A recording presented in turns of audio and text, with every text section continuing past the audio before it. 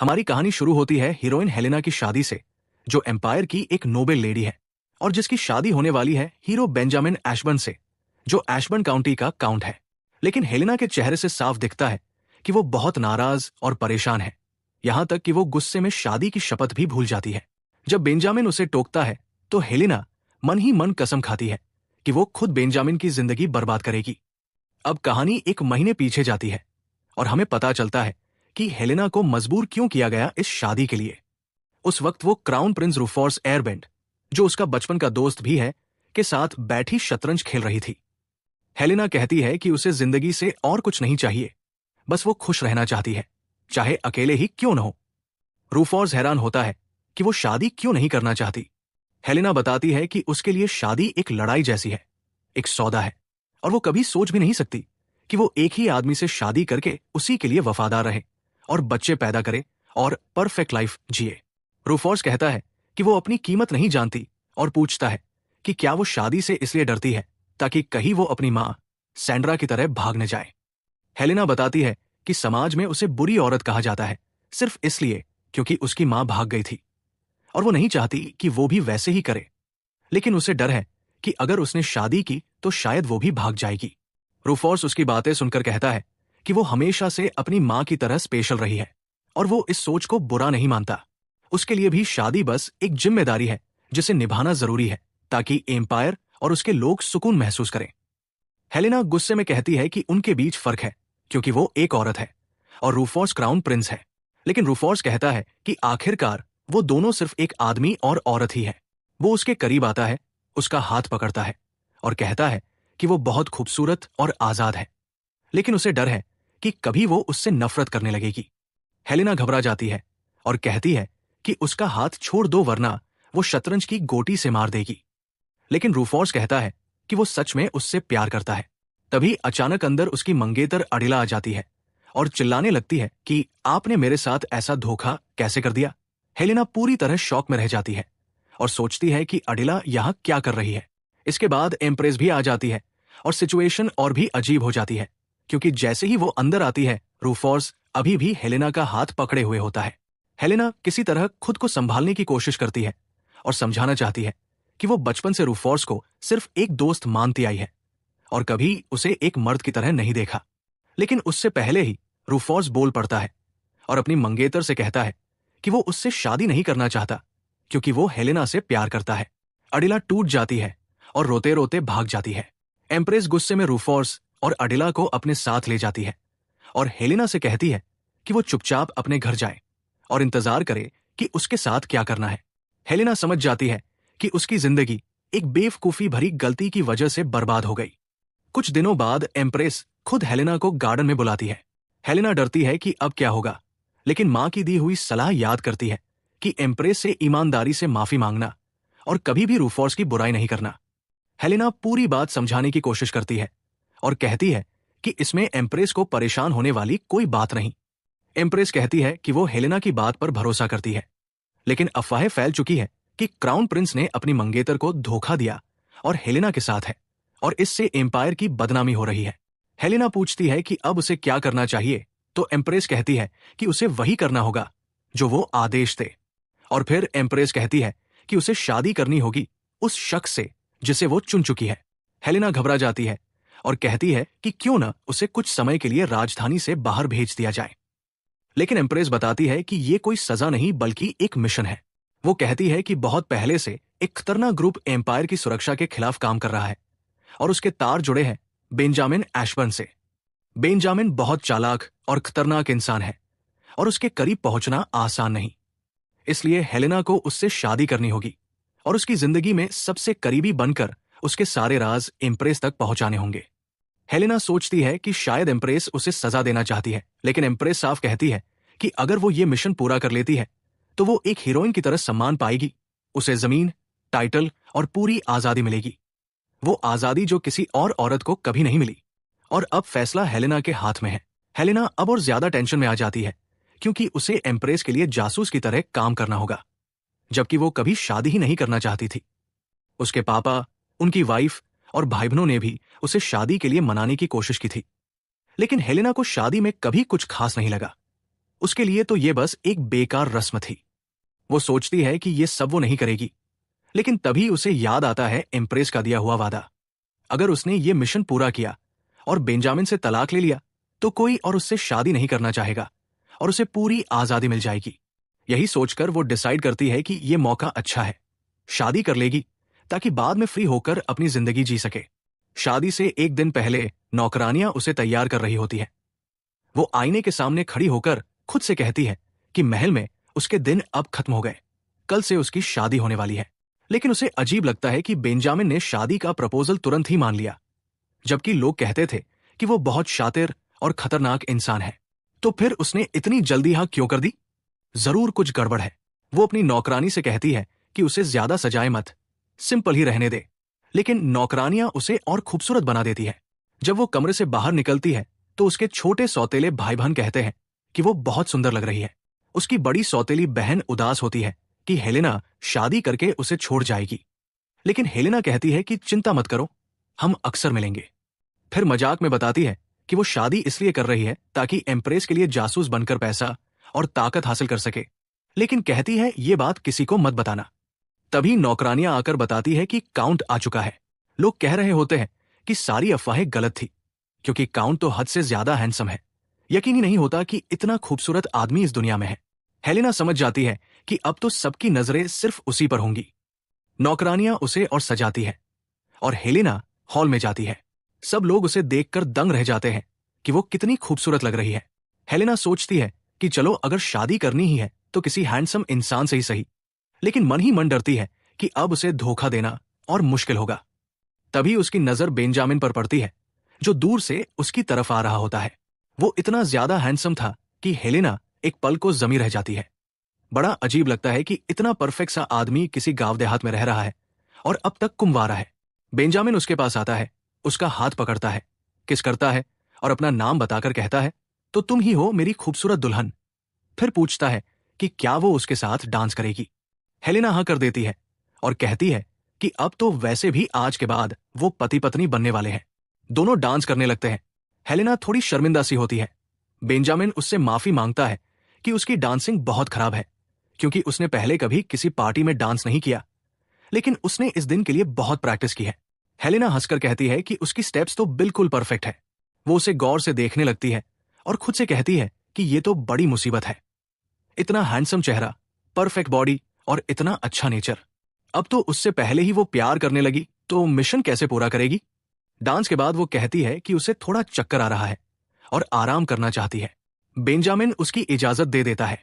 कमरे में जाकर हेलेना सोचती है कि ऐसा आदमी कभी किसी खतरनाक ग्रुप से जुड़ा हो ही नहीं सकता, लेकिन अगर उसमें कुछ बुरे इरादे हुए तो वो अपनी औरतों वाली चालों से उसे काबू में कर लेगी। खिड़की से झांकते हुए वो देखती है कि बेंजामिन किसी अपने खास साथी से बात कर रहा है। हेलेना उन्हें चुपचाप फॉलो करती है और दूर खड़ी होकर सुनने लगती है। वो सोचती है कि शायद वो उसके बारे में या शादी के बारे में बात कर रहे होंगे। साथी कहता है कि लगता है बेंजामिन अपनी होने वाली पत्नी से खुश है और उसकी सुंदरता से इंप्रेस हुआ है। हेलेना मन ही मन मुस्कुराती है कि हाँ, उसकी नजर से तो साफ था कि वो उसे देखकर चौंक गया था। लेकिन तभी वो शॉक हो जाती है जब बेंजामिन कहता है कि ये सब बकवास है, ये शादी बस पैसों के लिए है। वो कहता है कि उसे नोबल से नफरत है और हेलेना तो उसी गिरी हुई क्लास की औरत है जो बस अमीर मर्दों के साथ घूमती है। उसका साथी कहता है कि इस तरह तो हेलेना खुद ही तलाक मांग लेगी। बेंजामिन हंसकर कहता है कि हाँ, लेकिन तब तक मैं उसका सारा दहेज खर्च कर चुका हूंगा और फिर उसे छोड़ दूंगा। ये सुनकर हेलेना का दिल टूट जाता है। बेंजामिन से उसके साथी ने पूछा कि क्या पैसे खत्म हो गए, तो वो कहता है कि असल में उसके फॉर्मल कपड़ों का किराया ही उम्मीद से कहीं ज्यादा महंगा था। उसे पता ही नहीं था कि ऐसे बेकार से कपड़ों पर भी नोबल्स इतना खर्च करते हैं।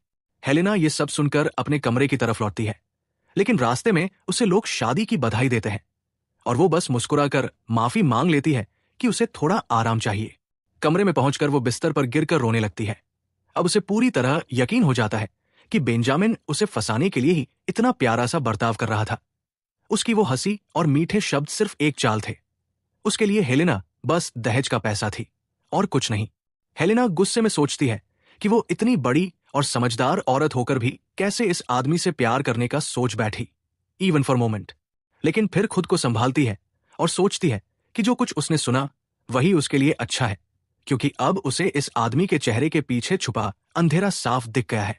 वो खुद से कहती है कि उसकी कहानी कोई रोमांटिक लव स्टोरी नहीं है, ये तो एक जंग है, और वो बेंजामिन को उसकी औकात दिखाएगी और पूरी बेरहमी से उसे खत्म कर देगी। अगले दिन शादी है।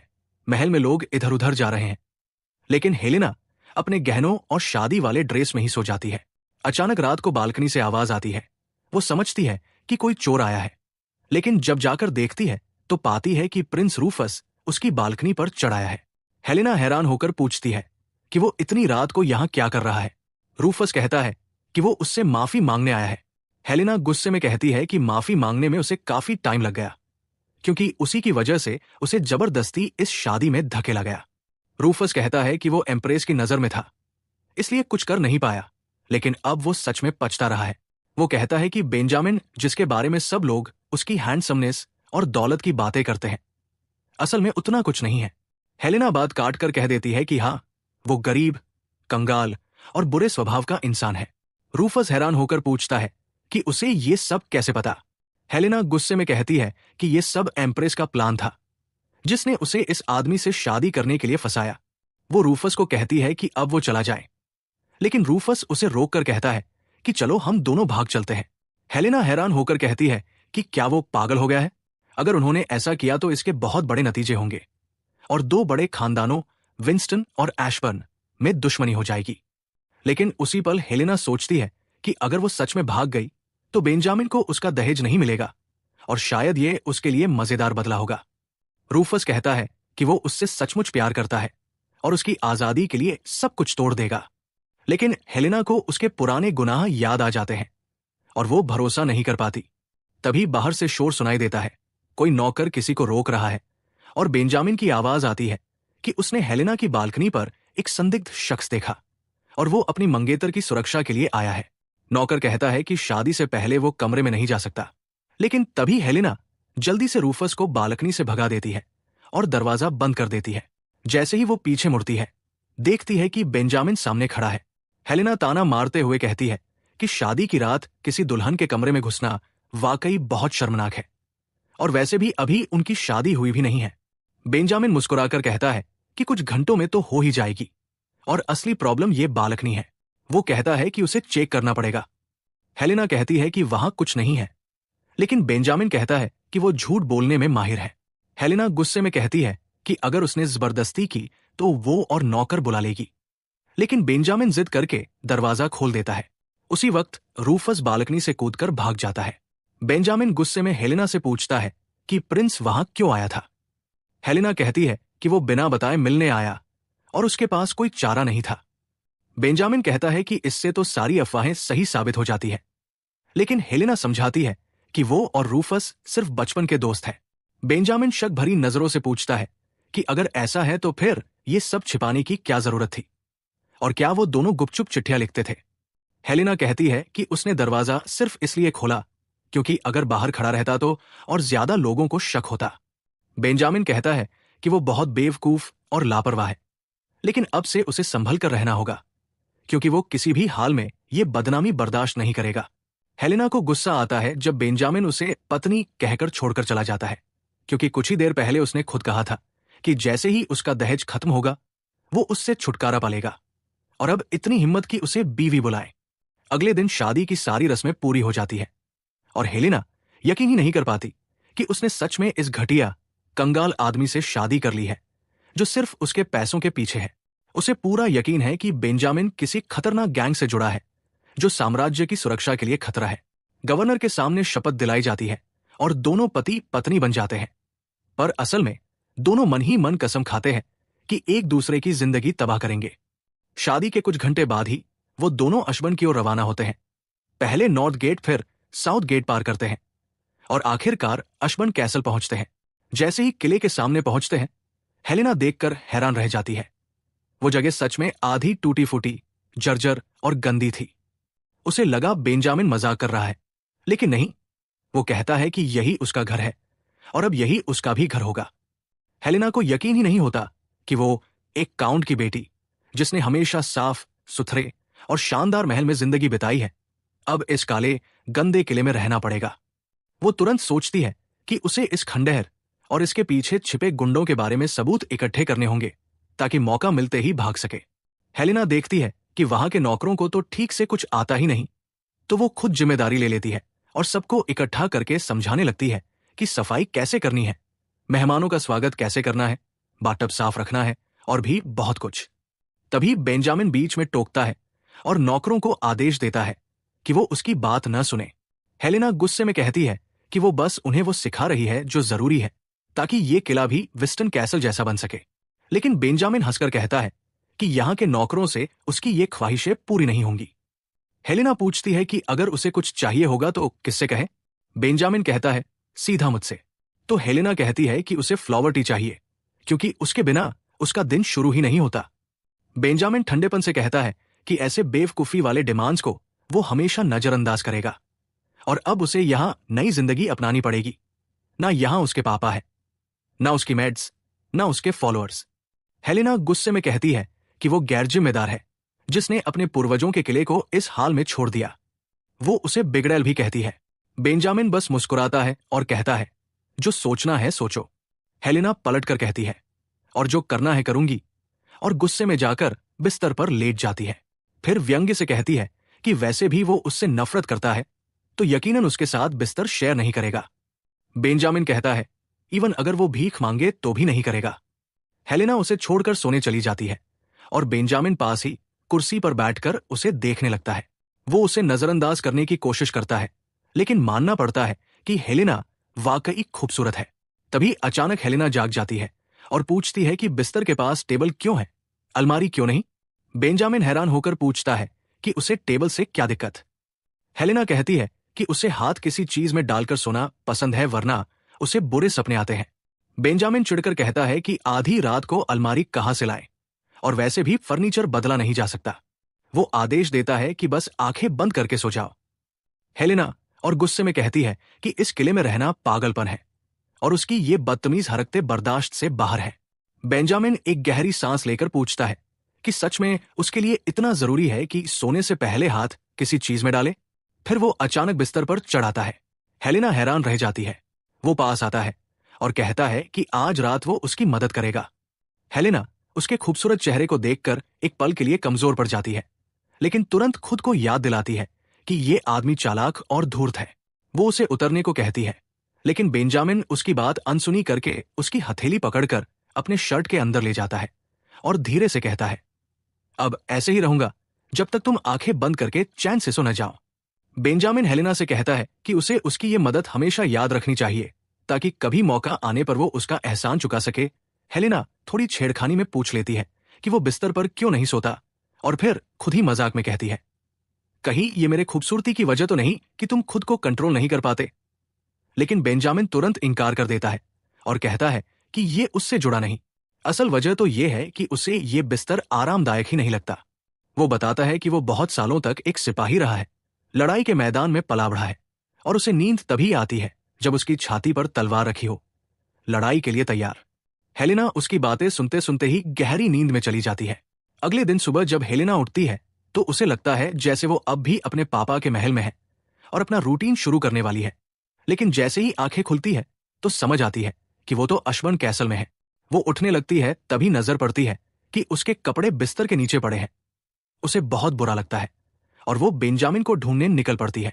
वो खिड़की से उसे आंगन में देखती है और नोटिस करती है कि खिड़की का शीशा बहुत कमजोर है, आसानी से टूट सकता है। वो मन ही मन सोचती है ये खतरनाक किला आखिर बनाया किसने होगा। तभी वो एक नौकरानी से पूछती है कि यहां सबसे पुराना कौन है और वो बताती है लीजा। हेलेना तुरंत उसे बुला लेती है। लीजा कहती है कि वो यहाँ की हेड कुक है और सबसे लंबे वक्त से अश्वन परिवार के साथ रही है, इसलिए लोग किसी भी जरूरत में उसी के पास आते हैं। हेलेना उससे पूछती है कि 5 साल पहले जो आग लगी थी उसमें क्या हुआ था, किसने आग लगाई और ये जगह तब से ऐसे क्यों छोड़ी गई। लीजा बताती है कि उस वक्त वो छुट्टी पर थी क्योंकि उसके पापा बीमार थे और जब वो लौटी तो यहां कोई भी नहीं था। उसे सिर्फ कुछ भाड़े के सैनिक दिखे जो किले में घूम रहे थे।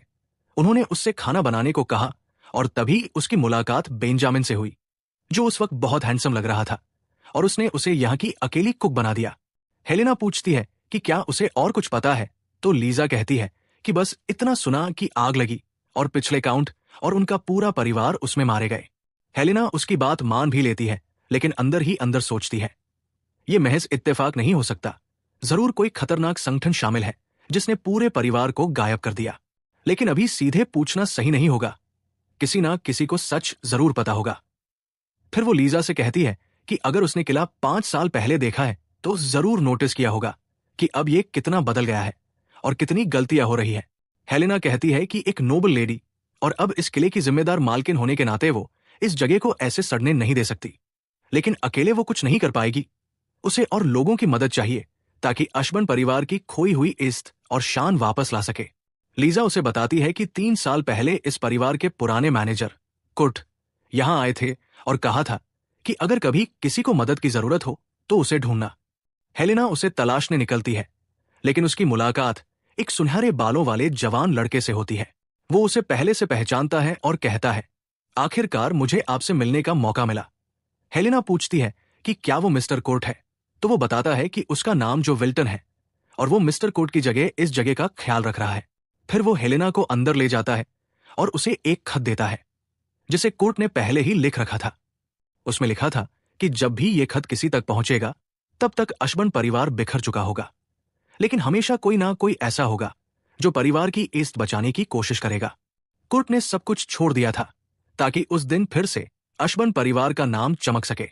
हेलेना ये खत पढ़कर समझ जाती है कि कुर्ट अब यहां नहीं है, जो बताता है कि कुर्ट ने अपनी सारी जानकारी और अनुभव उसी को सौंप दिए थे और ये गार्डन, जो किले के गार्डन जैसा ही है, उसी ने कुर्ट की मौत के बाद संभाल कर रखा। हेलेना सोचती है कि वो शायद बहुत देर कर चुकी है, तभी जो कहता है, भले ही मिस्टर कुर्ट जिंदा होते शायद हालात ऐसे ही रहते। मुमकिन है कि जो अब कभी काउंट के परिवार में वापस न जा सके, क्योंकि नया काउंट पुराने परिवार को कभी माफ नहीं करेगा। इसीलिए मिस्टर कर्ट ने कहा था कि 5 साल पहले जो भयानक आग लगी थी, उसके बाद वो कभी काउंट के परिवार में लौट नहीं सकता। जो फिर हेलेना के सामने घुटनों पर बैठकर कहता है कि प्लीज मुझे अपने साथ काउंट के घर ले चलो। वो जानता है कि हेलेना को उस पर शक है, लेकिन वो बस इस पल का इंतजार कर रहा था ताकि मिस्टर कर्ट का एहसान चुका सके। हेलेना पूछती है, मैं कैसे जानूं कि तुम भरोसे लायक हो? तो जो कहता है, मुझे बस एक दिन दो, मैं तुम्हारे लिए वो सारे लोग इकट्ठे कर दूंगा जो इस किले को संभाल सकते हैं।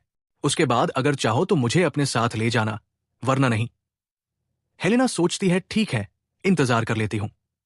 बाहर निकलते ही उसका नाइट एरॉन इंतजार कर रहा होता है और पूछता है, तो कैसा रहा? हेलेना कहती है, कल सुबह हमारे पास नया बटलर होगा।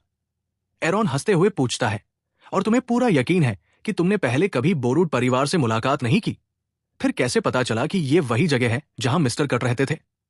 हेलेना मुस्कुराकर कहती है, क्योंकि उस घर का गार्डन बिल्कुल इस किले के गार्डन जैसा था, बस छोटा। साफ था कि कोई यहां काउंट के परिवार के लौटने का इंतजार कर रहा था। फिर वो दोनों किले की तरफ लौटते हैं। एरॉन हाथ बढ़ाकर हेलेना को घोड़े से उतरने में मदद करता है और मजाक में पूछता है, सुना है तुम भी एक मर्सनरी सोल्जर थी, बिल्कुल बेंजामिन की तरह।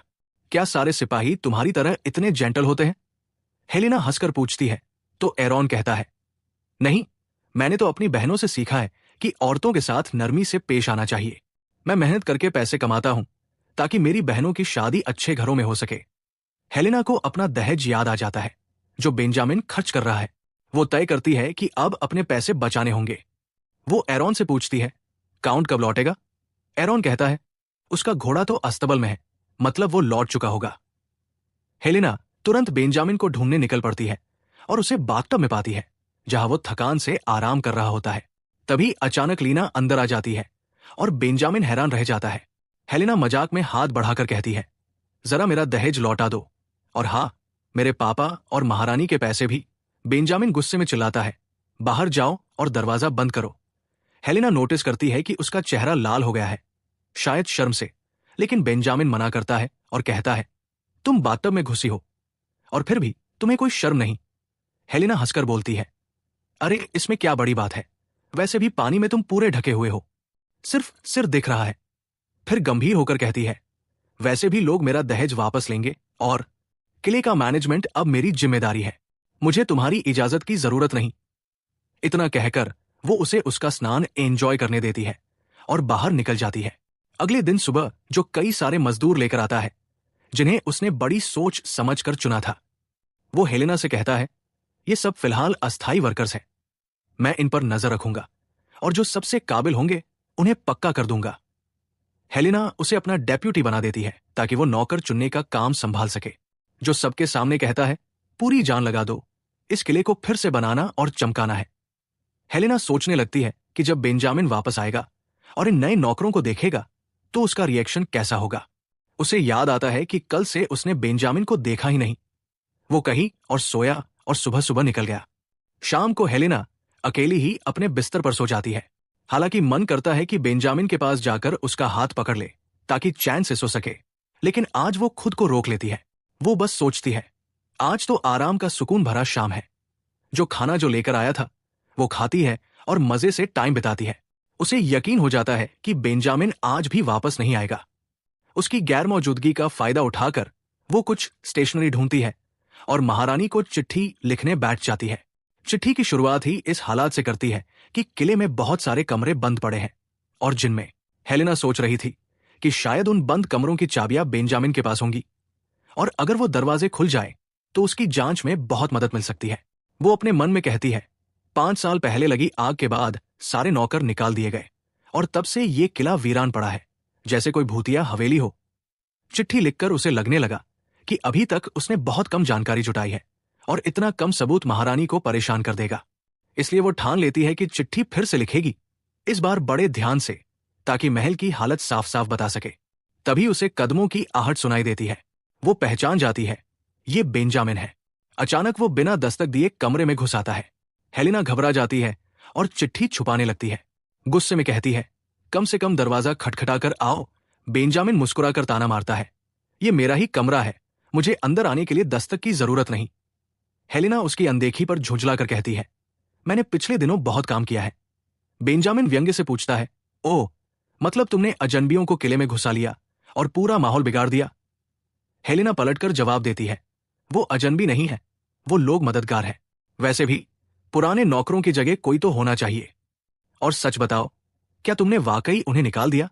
बेंजामिन हल्की हंसी के साथ कहता है, हाँ, लेकिन बड़े सभ्य तरीके से। हेलेना चिढ़ जाती है और कहती है, ये किला सिर्फ तुम्हारी जिम्मेदारी नहीं है, मैं भी इस जगह की मालिक हूं और अपना फर्ज निभाना चाहती हूं। इसमें दिक्कत क्या है अगर मैं इसे रहने लायक बना दूं? बेंजामिन ठंडे स्वर में कहता है, ठीक है, अगर करना ही चाहती हो तो सिर्फ आंगन का ध्यान रखना, लेकिन मुख्य इमारत को मत छूना। हेलेना तुरंत शक से पूछती है, क्यों? क्या वहां कुछ छुपा रहे हो या कोई राज है जो मुझे नहीं जानना चाहिए? बेंजामिन तुरंत पलटकर कहता है, और क्यों नहीं ये हो सकता कि तुम्हारे पास कुछ छुपाने को हो? हेलेना और ज्यादा घबरा जाती है और जल्दी से चिट्ठी अपनी जेब में डाल लेती है। बेंजामिन साफ शब्दों में पूछता है, क्या तुम्हारे पास मुझसे छुपाने लायक कुछ है? हेलेना तुरंत मना कर देती है, नहीं, मैं तो बस चाहती हूं कि ये किला रहने लायक बने। बेंजामिन गहरी नजर डालते हुए कहता है, जिंदगी शादी से पहले अलग होती है और बाद में बिल्कुल बदल जाती है। हेलेना गुस्से में पलटती है, हाँ, और ये बातें तुम अपने लिए कह रहे हो क्योंकि तुम्हारी जिंदगी तो पहले ही बर्बाद है, लेकिन मैं वैसे नहीं जीना चाहती। बेंजामिन ठंडेपन से कहता है, तो ये तुम्हारी समस्या है। हेलेना ठान लेती है, हाँ, और इसीलिए मैं खुद ही अपनी समस्या हल करूंगी। अब प्लीज मुझे अकेला छोड़ दो और बाकी कमरों की चाबियां दे दो। बेंजामिन कंधे उचकाकर कहता है, मुझे चाबियों के बारे में कुछ नहीं पता। लेकिन हेलेना को यकीन नहीं होता। वो सोचती है कि जरूर ये जिद्दीपन है। बेंजामिन पूछता है, इतने सारे खुले कमरे हैं, फिर भी तुम्हें बंद कमरों की ही क्यों पड़ी है? हेलेना सख्ती से कहती है, क्योंकि घर देखकर इंसान का असली स्वभाव समझ आता है। अगर किला ढंग से नहीं चलेगा तो यहां रहने वाले सब परेशान होंगे। लोग जो मैंने सफाई और मरम्मत के लिए बुलाए हैं वो जान लगाकर मेहनत कर रहे हैं। तुम अपनी पर्सनल प्रॉब्लम्स इस किले और यहां रहने वालों पर मत निकालो। और वैसे भी तुमने ये किला संभाला है तो तुम्हें चाबियों का पता होना चाहिए। बड़ा बटलर जरूर जानता होगा। फिर वो सीधा पूछती है, बताओ, बड़ा बटलर कौन था और कहाँ है? बेंजामिन ठंडे स्वर में कहता है, मुझे नहीं पता और मैं जानना भी नहीं चाहता। हेलेना थककर कहती है, लोग तुम्हारी इस बेरुखी से परेशान हैं। फिर देखती है कि रात काफी हो चुकी है। वो कहती है, बस अब बात खत्म, चलो सो जाए। वो बिस्तर पर लेट जाती है और बेंजामिन से कहती है, आओ मेरे पास लेटो। मैंने पूरे किले में देखा, तुम्हारे सोने की कोई और ठीक जगह नहीं मिली। बेंजामिन टालने की कोशिश करता है, मैं ऑफिस में सो जाऊंगा, जैसे पिछली रात। हेलेना सख्ती से कहती है, ऑफिस में सोने से तुम्हारी हड्डियां टूट जाएंगी, बस आओ यहां। वो हाथ बढ़ाती है और शरारती लहजे में कहती है, जल्दी आओ, मुझे तुम्हारे पास सोना है। बेंजामिन समझ जाता है कि उसे चैन से सोने के लिए वही चाहिए, ताकि वो उसका हाथ पकड़कर नींद पा सके। अगले दिन सुबह हेलेना एरॉन को आदेश देती है कि घोड़े तैयार करे। एरॉन मन ही मन सोचता है, आखिर अब ये लेडी कहाँ जाने वाली है। तभी हेलेना उसके सामने आती है, घुड़सवार जैसी स्टाइलिश और शानदार ड्रेस पहने हुए। एरॉन हैरान रह जाता है।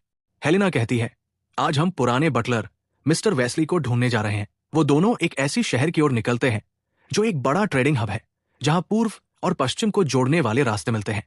वो जगह कानून से बाहर है, सिपाहियों, व्यापारियों और हर तरह के आवारा लोगों से भरी हुई। एरॉन कहता है, तो तुम इस भीड़ में मिस्टर वेस्ली को ढूंढना चाहती हो, लेकिन ये ड्रेस क्यों पहनी है? हेलेना आत्मविश्वास से कहती है, अगर मुझे ऐसे खतरनाक जगह पर रहना है तो मुझे अच्छे और मजबूत कपड़े पहनने होंगे। और हां, याद रखना, आज से तुम मुझे हेलेना कहकर पुकारोगे। हेलेना एरॉन से कहती है कि अब से उसे लेडी एशबर्न मत कहो, बस हेलेना कहो। एरॉन उससे पूछता है कि अब हम कहाँ जा रहे हैं, तो वो बस मुस्कुराकर कहती है, बस मेरे साथ रहो। दोनों एक सराय में पहुंचते हैं और हेलेना जोर से दरवाजा अपने पैर से खोल देती है। अंदर जाकर वो पूछती है, क्या ये इस इलाके का सबसे बड़ा सराय है? मालिक पहले तो चिढ़ता है, लेकिन जैसे ही हेलेना के महंगे पंख, कीमती गहने और उसके शानदार नौकर पर नजर पड़ती है, उसका रवैया बदल जाता है और बड़े सम्मान से उसका स्वागत करता है। हेलेना सीधे मुद्दे पर आती है और कहती है कि उसे एक आदमी चाहिए जिसका नाम है वेस्ली।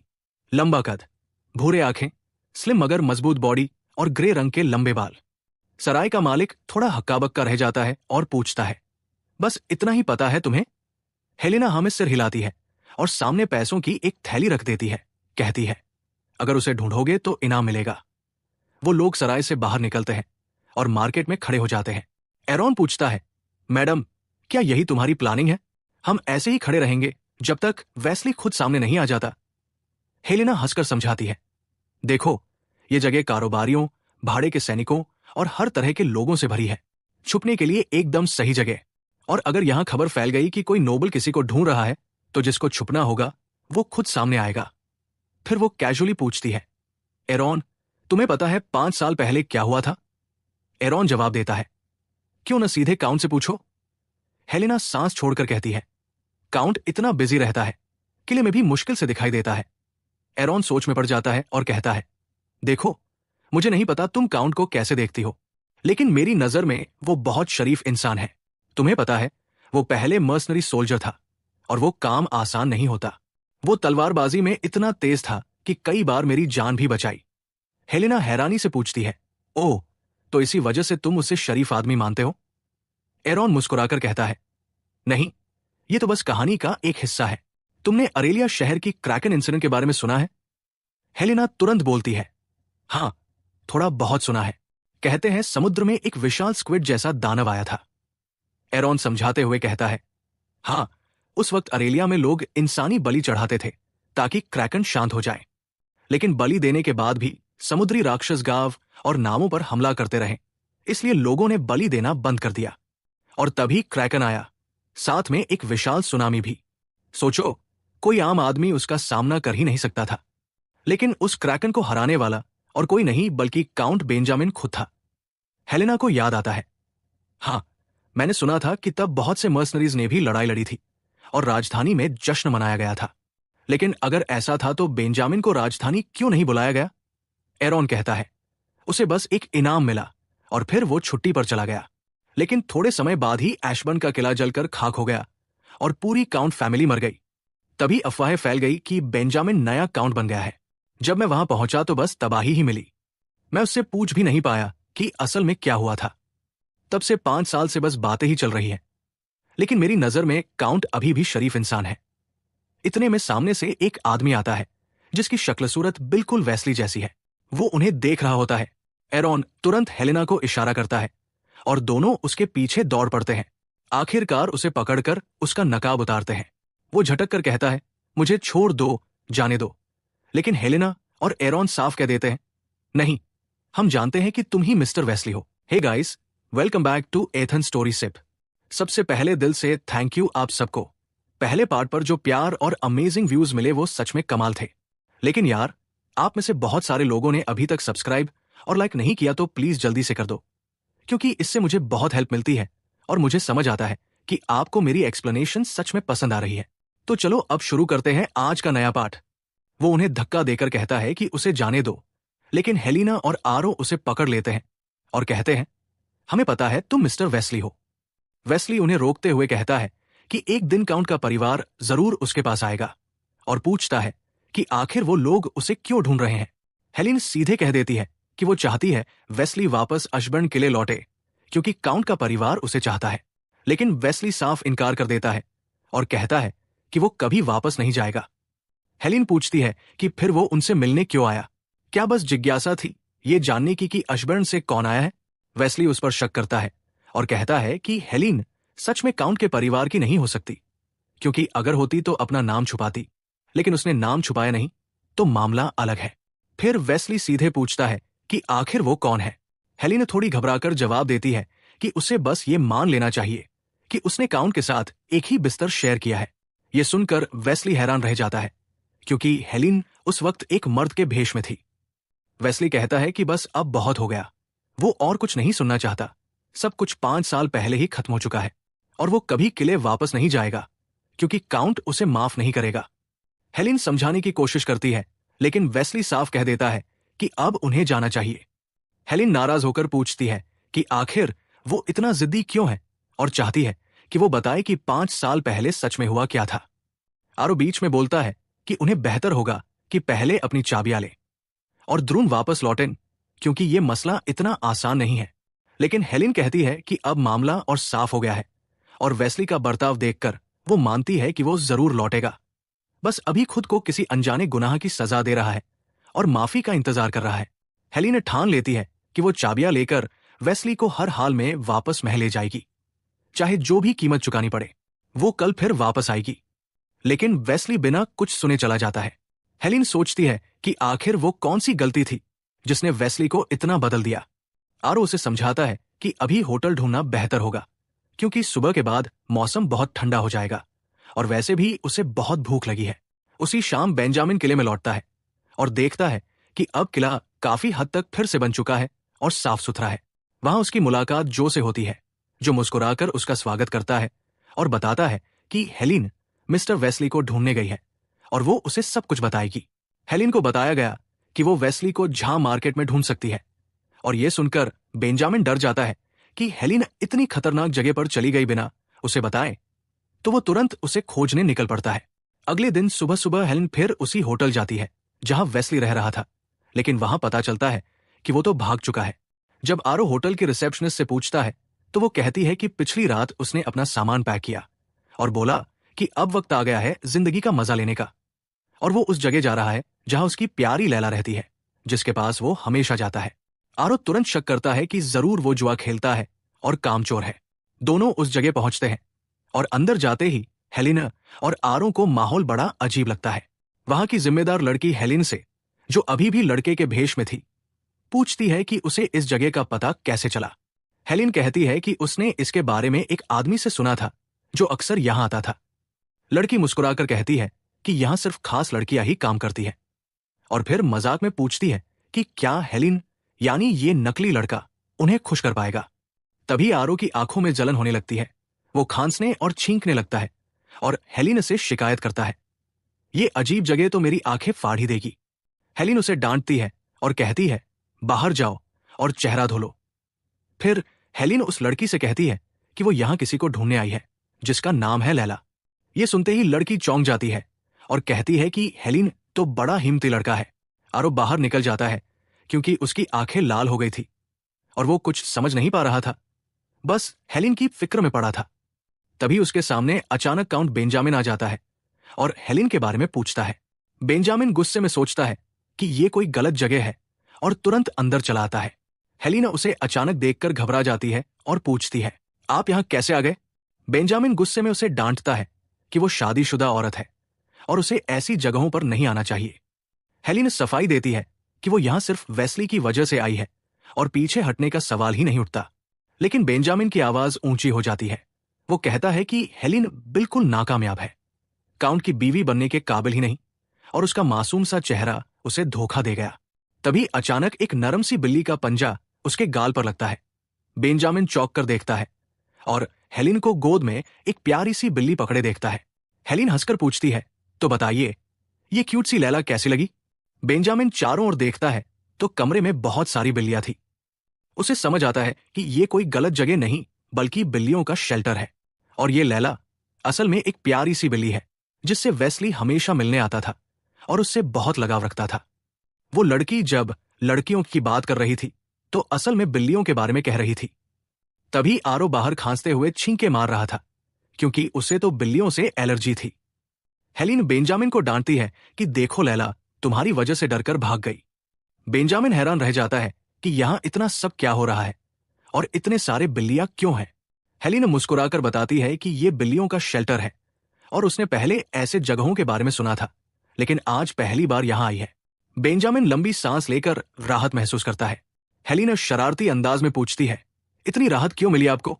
बेंजामिन धीमी आवाज में मान लेता है, क्योंकि मैं तुम्हारे लिए बहुत परेशान था। हेलिन हैरान होकर पूछती है, मेरे लिए? बेंजामिन कहता है कि वो उसे खोजते खोजते राजधानी और दक्षिण तक गया, पूरी रात जागता रहा क्योंकि उसे उसकी चिंता थी। हेलिन थोड़ी नरमी से मुस्कुराकर कहती है कि उसकी इतनी चिंता करने की जरूरत नहीं थी। वो अच्छी तरह जानती है सही और गलत क्या है और कभी कोई बेवकूफी नहीं करेगी। इसी वजह से तो वो आरों को साथ लाई थी, क्योंकि उसे पता था जहां जैसी जगह कैसी होती है। बेंजामिन उसकी बात काटकर कहता है कि उसका चिंता करना जगह या हालात से जुड़ा नहीं था, वो बस हेलिन की ही फिक्र कर रहा था, सिर्फ उसकी। वो और भी हैरान हो जाती है उसकी बातों से, क्योंकि उसने तो उससे शादी ही पैसों के लिए की थी और कभी उसको इंसान की तरह ट्रीट करना चाहता ही नहीं था।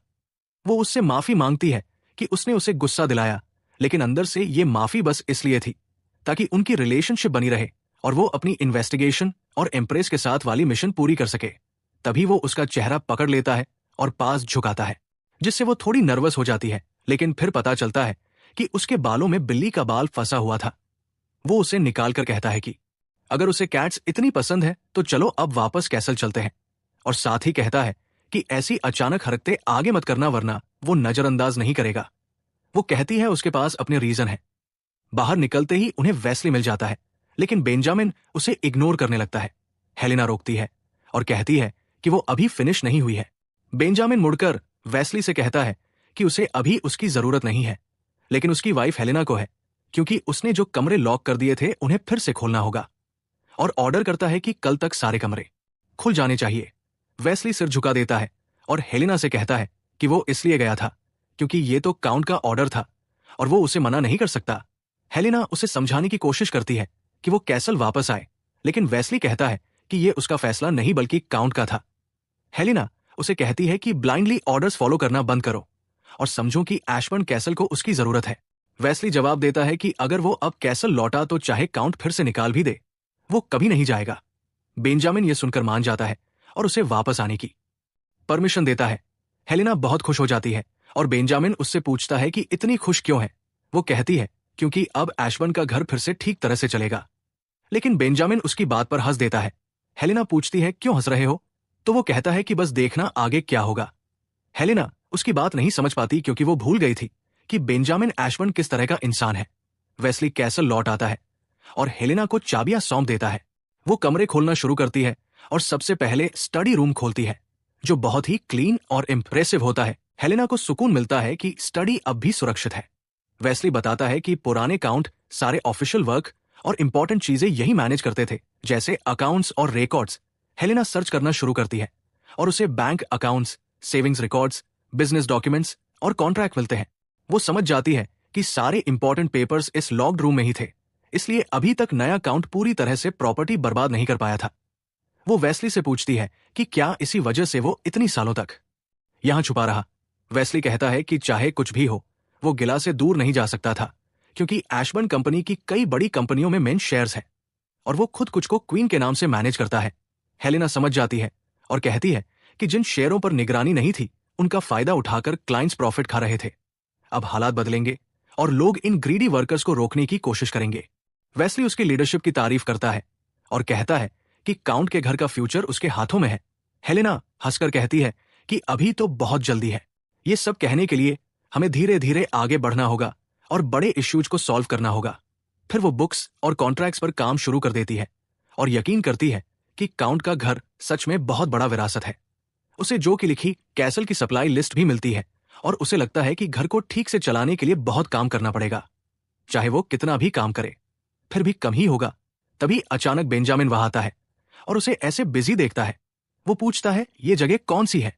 हेलेना कहती है ये कैसल का मेन ऑफिस है जो बंद था, लेकिन अब उसने खोल लिया है और यहाँ सारे अकाउंट्स और बुक्स हैं जो उसे कैसल मैनेज करने में मदद करेंगे। बेंजामिन पूछता है क्या उसने अपने कामों के बारे में सोचा। हेलेना कंफ्यूज होकर पूछती है कौन से काम। वो कहता है कि उसने इतनी दूर तक उसका पीछा किया और अपना सारा काम छोड़कर सिर्फ उसे ढूंढने आया। हेलेना कहती है कि उसने तो पहले ही माफी मांग ली थी कि उसकी वजह से उसे दिक्कत हुई और बाकी सब तो बस उसका मिसअंडरस्टैंडिंग है। फिर वो पूछती है कि आखिर वो चाहता क्या है कि वो सोचे। बेंजामिन कहता है कि अगली बार जब भी वो कहीं जाए तो उसे बता दे ताकि शायद वो उसके साथ जा सके, लेकिन हेलेना इतनी बिजी होती है कि उसकी बात ही नहीं सुनती। बेंजामिन गुस्से में टेबल पर जोर से हाथ मारता है और पूछता है क्या उसने उसकी बात समझी। फिर कहता है कि अगर वो कैसल के लिए इतना मेहनत कर रही है तो वो किसी बड़े पोजीशन की हकदार है। हेलेना हैरान होकर पूछती है उसका मतलब क्या है, तो वो कहता है कि ये सोचने का काम उस पर छोड़ दो और फिर मुस्कुराकर कहता है कि आज रात तो वो उसकी मदद भी नहीं कर पाएगा सोने में। हेलेना गुस्से से पूछती है कि आखिर वो कहना क्या चाहता है और ये सब क्यों बोल रहा है, लेकिन बेंजामिन उसे छोड़कर चला जाता है। हेलेना अंदर ही अंदर सोचती है कि वो उसके करीब कभी नहीं जा पाएगी, क्योंकि बाहर से वो कितना भी जेंटल और एलिगेंट दिखे लेकिन अंदर से वो चालाक और डेंजरस है। वो फिर से अपने काम में बिजी हो जाती है। बाद में हेलेना और जो एक अजीब कमरे में जाते हैं और अंदर जाते ही हेलेना डर जाती है क्योंकि वहां अजीब अजीब मॉन्स्टर शेप की लकड़ी की मूर्तियां रखी होती है। हेलेना हक्का बक्का रह जाती है और जो से पूछती है ये कैसा कमरा है, जो कहता है कि ये उन्हें तब मिला जब उन्होंने ग्राउंड फ्लोर खाली करवाया और ये एक कोने में छुपा हुआ था।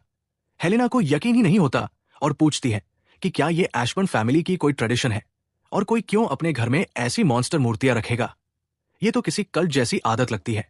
तभी उसे एक लकड़ी की मूर्ति दिखती है जिस पर लिखा होता है काउंट विंस्टन के लिए, हुडलिन से, और हेलेना सोच में पड़ जाती है कि उसकी फैमिली से जुड़ा हुआ ये पीस यहाँ कैसे आया। वो जो से पूछती है क्या ये कमरा हमेशा से खुला रहता है, और जो कहता है कि वो कमरा हमेशा खुला था क्योंकि उसका लॉक टूटा हुआ था और कभी ठीक से बंद ही नहीं हुआ। हेलेना सोचती है कि उसे अब वहां से निकलना चाहिए और बाद में फिर आकर अच्छे से जांच करनी होगी ताकि उसे बेंजामिन के बारे में कुछ सबूत मिल सके। उसे लगता है कि ये काउंट की पर्सनल वर्कशॉप है, इसलिए वो बेंजामिन से कहती है कि चाहे वो यहाँ कुछ भी करता हो उसकी प्राइवेसी रिस्पेक्ट करनी चाहिए और स्टाफ को यहाँ आने से रोके। फिर वो उससे कहती है कि उसकी प्रायोरिटी अभी हॉल में होनी चाहिए, खासकर बॉलरूम की तैयारी में। तभी वेस्ली आता है और पूछता है कि क्या उन्होंने किसी गेस्ट को इनवाइट किया था। हेलेना कहती है नहीं, लेकिन वेस्ली बताता है कि बाहर 3 मेहमान इंतजार कर रहे हैं, काउंटेस ब्राइस, काउंटेस आप्च और सबसे खास डचेस मेरिल रसेल, और वो तीनों बाहर खड़ी है किसी के रिसीव करने का इंतजार करते हुए। वो सोच रहे हैं कि इतनी लंबी और मुश्किल सफर के बाद भी अगर कोई उन्हें ठीक से वेलकम न करे तो ये बहुत बड़ा अपमान होगा, खासकर अगर उन्होंने डचेस को इग्नोर किया तो फिर एशबर्न फैमिली हमेशा के लिए साउथ की हाई सोसाइटी की ब्लैकलिस्ट में चली जाएगी। हेलेना फौरन खुद बाहर जाती है और मुस्कुराकर गर्मजोशी से उनका वेलकम करती है और अपना नाम बताती है, हेलेना एशबर्न।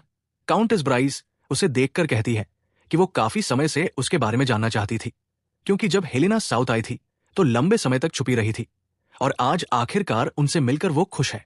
हेलेना माफी मांगती है कि उन्हें बाहर खड़ा होना पड़ा, लेकिन कैसल अभी मेहमानों को रिसीव करने के लिए बिल्कुल तैयार नहीं है और शायद उन्हें गलती से इनवाइट किया गया होगा।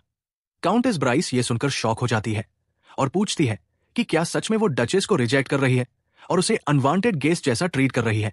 हेलेना समझती है कि ये बिहेवियर बहुत रूखा लग सकता है, लेकिन वो चाहती है कि जब भी वो रिश्ते बनाए तो सच्चे और वार्म हो, इसलिए वो उन्हें ऐसे हालात में अंदर नहीं बुलाना चाहती जब घर पूरी तरह अव्यवस्थित है। तभी वेस्ली कहता है कि पास ही एक फैमिली विला है, सिर्फ 1 घंटे की दूरी पर। वहां डचेस आराम कर सकती है और उनके लिए वहां खाना और ड्रिंक्स का इंतजाम भी किया गया है। हेलेना और जो भी उनसे रिक्वेस्ट करते हैं कि वो ये अरेंजमेंट स्वीकार कर ले।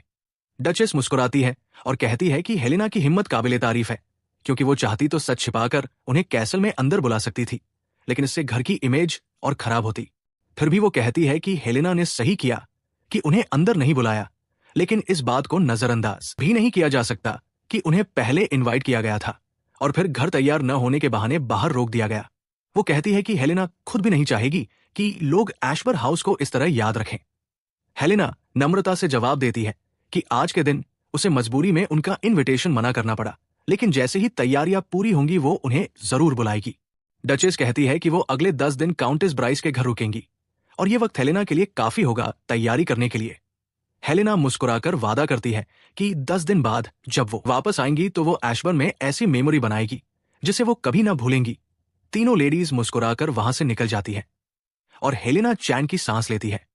लेकिन तभी वेस्ली कहता है, माई लेडी, हमें अब सच में बहुत संभल कर खेलना होगा, वरना मुसीबत पक्की है। उन पर पूरी तरह से फेलियर का आरोप लग रहा है क्योंकि उन्होंने डचेस और काउंटेस जैसी इंपॉर्टेंट गेस्ट को रिसीव करने से मना कर दिया। और ये बहुत बड़ी प्रॉब्लम है क्योंकि अब सिर्फ 10 दिन बचे हैं नेक्स्ट विजिट के लिए, और अगर डचेस निराश हो गई तो फिर कभी दूसरा मौका नहीं मिलेगा। लेकिन वो कहती है कि अभी भी हालात को अपने फेवर में बदला जा सकता है और 10 दिन काफी है, बशर्ते अब कोई और गलती न हो। लेकिन फिर उसे याद आता है कि असल में इनविटेशन किसने भेजा, क्योंकि उसे तो याद ही नहीं कि उसने कोई इनविटेशन भेजा हो। तभी उसे याद आता है कि बेंजामिन हमेशा कहता था कि चूंकि वो कैसल के लिए इतनी मेहनत करती है तो उसे उसकी मेहनत के बराबर एक बड़ा पोजीशन मिलना चाहिए। वो वेस्ली से पूछती है कि क्या उसने पैलेस की सारी चिट्ठियां चेक की है और क्या किसी लेडीज की लेटर आई है। वेस्ली कहता है कि हाँ, उसे काउंट प्राइस से रेगुलर लेटर्स आती रहती है और हाल ही में काउंट बेंजामिन ने उसे खुद कहा था कि काउंट प्राइस की एक चिट्ठी का जवाब भेजे। जब उसने बेंजामिन से उस लेटर की डिटेल पूछी तो उसने कुछ नहीं बताया और बोला कि जल्द ही पता चल जाएगा। तब हेलन समझ जाती है कि यह सब बेंजामिन की चाल है ताकि उसकी लाइफ और मुश्किल हो जाए। वेस्ली कहता है कि अगर वो दिन रात भी काम करे तो भी 10 दिनों में बॉलरूम को पूरी तरह तैयार करना इम्पॉसिबल है। लेकिन वो कहती है कि कोई बात नहीं, बाहर का शोफ इतना जरूरी नहीं, बस हॉल के अंदर सजावट पर फोकस करना है। खासकर वो झूमर जो हॉल में है वो इतनी लग्जरी और फैंसी है कि अगर उसके चारों ओर डेकोरेशन हो जाए तो ये हॉल कैपिटल के बॉलरूम को भी टक्कर दे सकता है। तभी अचानक उन्हें तेज आवाज सुनाई देती है और दोनों भागकर हॉल की तरफ जाते हैं। वहां पहुंचकर देखते हैं कि वही शानदार झूमर जमीन पर गिरकर टूट चुका है। वो गुस्से और दुख से चिल्ला उठती है कि मेरे साथ ही हमेशा ऐसा क्यों होता है, और तुरंत समझ जाती है कि इसके पीछे भी बेंजामिन का हाथ है। उधर बेंजामिन अपने कैंप में मॉन्स्टर से लड़ रहा होता है। तभी उसे एक स्पेशल चिट्ठी मिलती है। उसमें लिखा होता है, डियर बेंजामिन, जैसे कि मैंने पहले भी कहा है, हम कभी दोबारा नहीं मिल सकते। प्लीज मुझे भूल जाओ, अपनी लाइफ जियो और अपनी हैप्पीनेस ढूंढो। नीचे साइन होता है, इसाबेला। ये लाइनें उसके दिमाग में बार बार गूंजती है और वो और ज्यादा बेरमी से मॉन्स्टर्स को मारना शुरू कर देता है। वो खुद से पूछता है कि हम कभी क्यों नहीं मिल सकते, मैं उसे कैसे भूल सकता हूं और मैं हैप्पीनेस कैसे पाऊं जब मुझे पता है कि वो भी मुश्किल जिंदगी जी रही है। आखिर में वो खुद से कहता है कि शायद उसके लिए ये बेहतर है कि वो इसी तकलीफ देह जिंदगी में रहे, बजाय इसके कि वो उसके अंदर छुपे हुए इस डार्क मॉन्स्टर का बोझ उठाए। फिर वो वापस कैसल लौटता है। उसके चेहरे और कपड़ों पर थकान और गंदगी साफ नजर आती है। लीना उसे देखती है और कहती है, तुम्हारी हालत ये कैसे हो गई? वो बहुत ही ठंडे अंदाज में कहता है, ये तुम्हारा मामला नहीं है, तुम्हें मेरी फिक्र करने की जरूरत नहीं।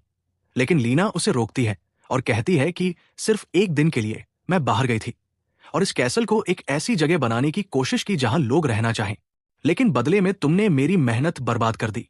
ये कैसल पूरी तरह अस्त व्यस्त है। तुम्हें जरा भी एहसास है उन लोगों की मेहनत का जो तुम्हारे लिए काम करते हैं? बेंजामिन सफाई देता है कि उसने बस कुछ सिंपल जवाब भेजे थे लेटर्स में, लेकिन नोबल्स हमेशा बात का बतंगड़ बना देते हैं। वो सॉरी भी कहता है। लीना हैरान रह जाती है कि इतना बड़ा मुद्दा और बस एक सिंपल सॉरी। वो कहती है कि ये सब किसी सॉरी से सॉल्व नहीं हो सकता। तुमने मुझे खतरे में डाल दिया और पूरी एशबर्न फैमिली को भी। गुस्से में वो कहती है, मुझे तुमसे नफरत है और अब से तुम्हें अपनी हद में रहना होगा। बेंजामिन बस कहता है, अगर तुम्हारा ड्रामा खत्म हो गया है तो मैं जा रहा हूं, और फिर कैसल के अंदर गए बिना वहां से निकल जाता है। वो उससे पूछती है कि अब कहाँ जा रहा है, तो बेंजामिन बस इतना कहता है कि उसे कुछ चीजें याद आ गई है और अब वो उन्हें पूरा करने जा रहा है। लेकिन तभी अंधेरा होने लगता है और वो उसे आवाज देकर रोकती है। वो मासूम सा चेहरा बनाकर पीछे मुड़कर देखता है, जैसे सारा कसूर उसी का हो, और ये देखकर उसे गुस्सा भी आता है और थोड़ी बेबसी भी। बाद में जब वो डिनर पर बैठती है तो दिमाग फिर से बेंजामिन की तरफ चला जाता है। पिछले कुछ दिनों से वो उससे जानबूझकर बच रहा है।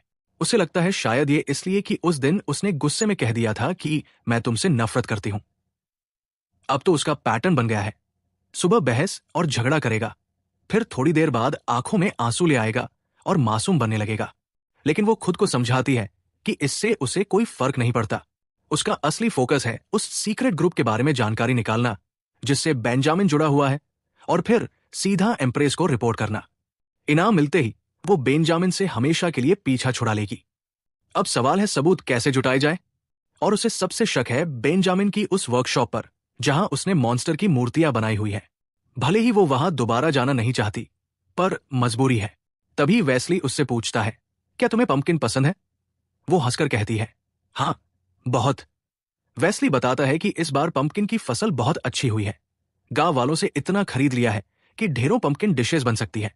उसे अचानक याद आता है कि पंपकिन सीजन में एक खास फेस्टिवल मनाया जाता था, तो क्यों ना इसे ही आइडिया बनाया जाए, और उसी से वो डचेस और सारी नोबल लेडीज को इंप्रेस कर सकती है।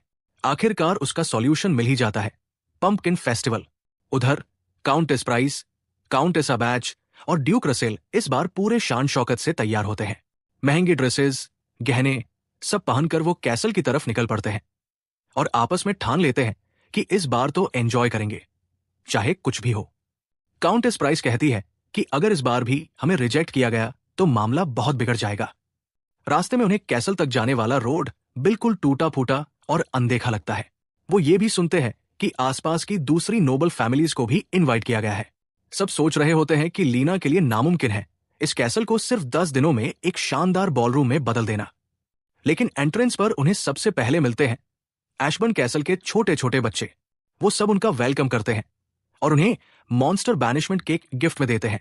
वहां पंपकिन लालटेन और स्पाइडर वेब डेकोरेशन देखकर सब चौंक जाते हैं और कहते हैं, ये क्या लीना ने हमारे लिए हैलोवीन जैसी कोई पार्टी रखी है?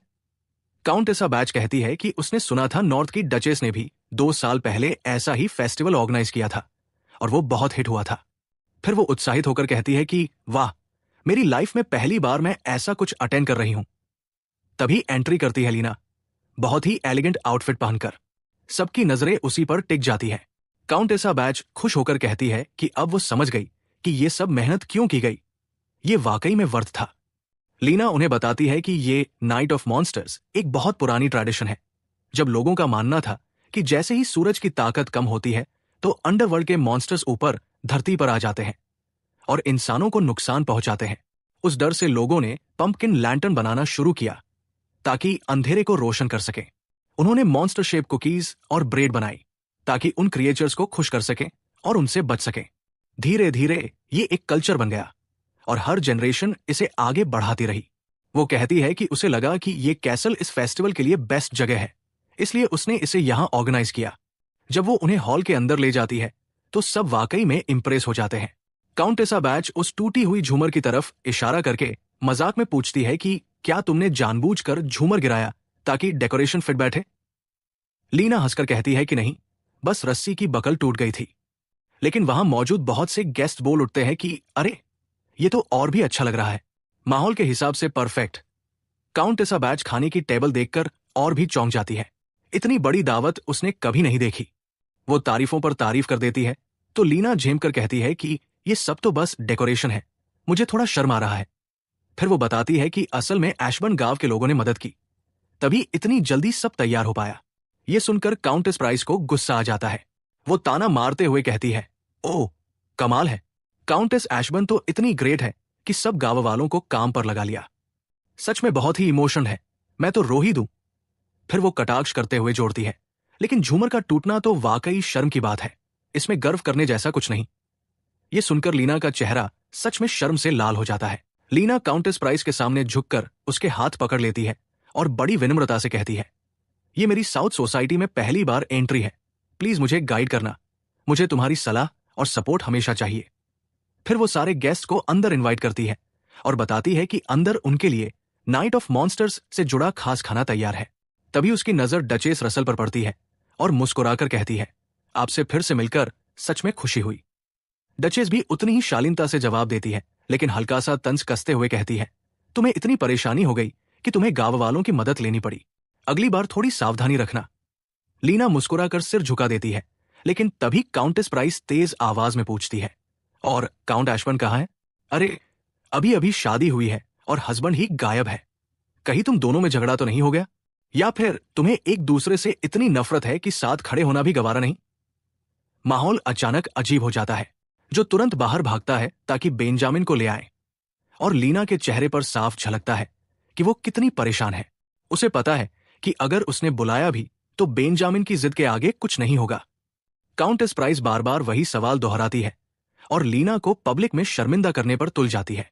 डचेस बीच में बात बदलने की कोशिश करती है और कहती है, कृपया इस मुद्दे को यहीं छोड़ दें। लेकिन काउंटेस प्राइस रुकती नहीं और कहती है, शादी बिना प्यार की हो सकती है, लेकिन शादी बिना वफादारी के तो घर की इज्जत का सवाल है। यह सुनकर लीना का खून खौल जाता है। तभी अनाउंसमेंट होता है कि काउंट एशबर्न यानी बेंजामिन हॉल में पहुंच गए हैं। लीना के चेहरे पर राहत झलकती है। कुछ घंटे पहले जो बेंजामिन के कैंप में गया था, उसे मनाने कि वो प्लीज हॉल में आए। उसने धमकी तक दी थी कि अगर बेंजामिन नहीं आया तो हेलेना ने कह रखा है कि वो कैंप में रखी सारी लकड़ी की नक्काशियां जला देगी। बेंजामिन हंसकर कहता है, अगर वो जलाना चाहती है तो जला दे, मुझे फर्क नहीं पड़ता। लेकिन जब जो कहता है कि मैडम हेलेना पूरे कैसल की जिम्मेदारी संभाल रही है, ये तो नेचुरल है कि वो सब जगह देखे, तब भी बेंजामिन बस ठंडेपन से सुनता रहता है। जो आखिर में कहता है, देखो, तुम चाहो या न चाहो, लेकिन हेलेना की मेहनत हम सबने देखी है।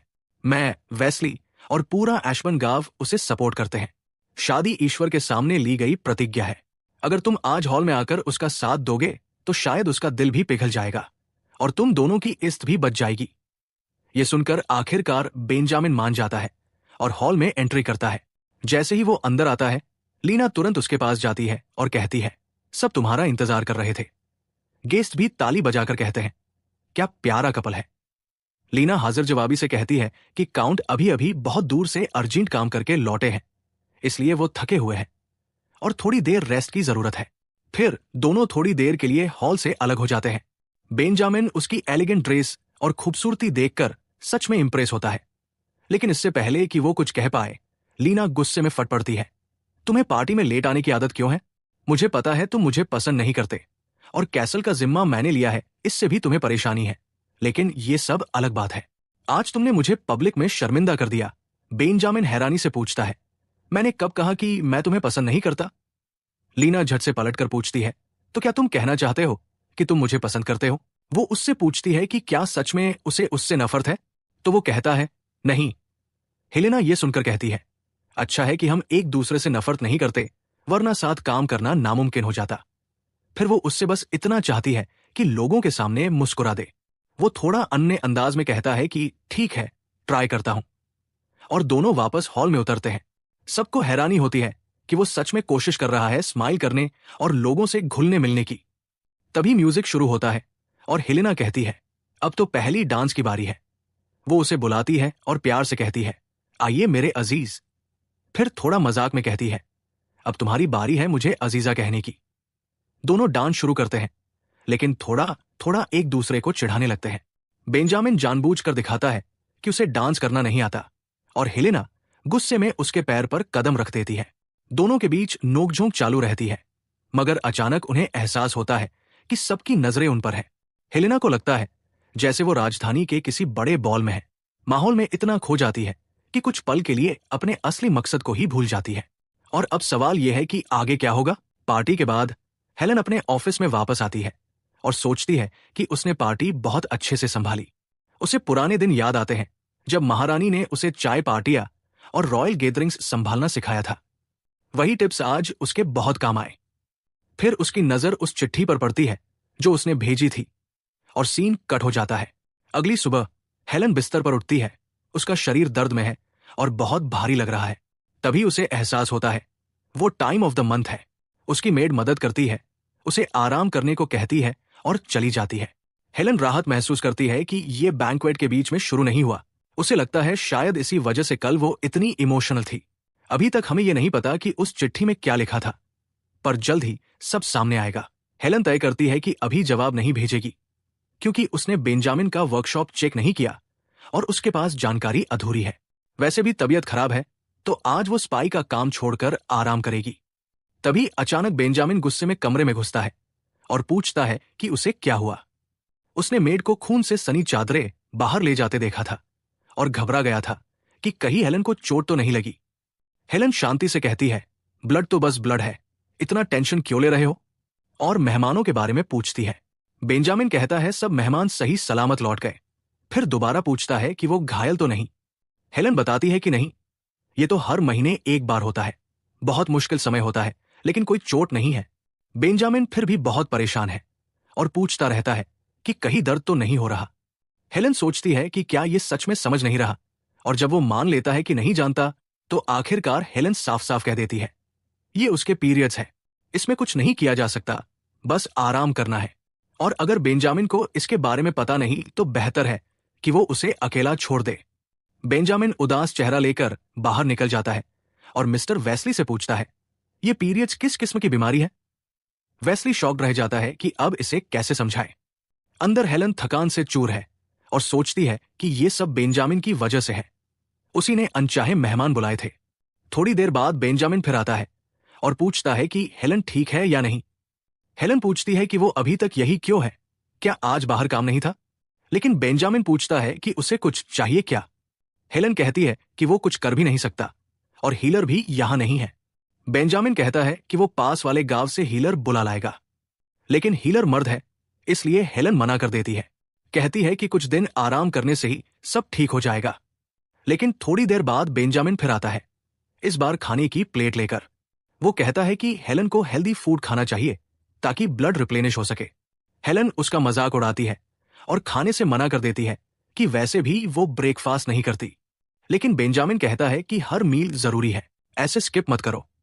यहां तक कि वो चम्मच उठाकर उसके मुंह की तरफ बढ़ाता है।